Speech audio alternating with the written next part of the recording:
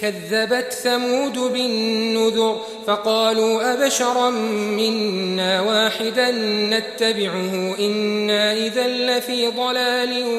وسعر ألقي الذكر عليه من بيننا بل هو كذاب أشر سيعلمون غدا من الكذاب الأشر إنا مرسل الناقة فتنة لهم فارتقبهم واصطبر ونبئهم أن الماء قسمة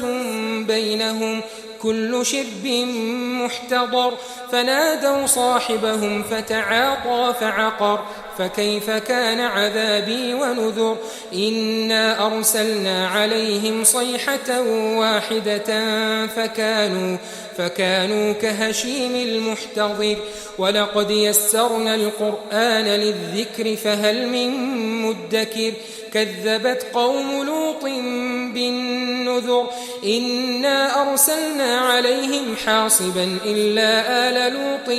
نجيناهم بسحر نعمة من عندنا كذلك نجزي من شكر ولقد أنذرهم بطشتنا فتماروا بالنذر ولقد راودوه عن ضيفه فطمسنا أعينهم فذوقوا عذابي ونذر ولقد صبحهم بكرة عذاب مستقر فذوقوا عذابي ونذر ولقد يسرنا القرآن للذكر فهل من مدكر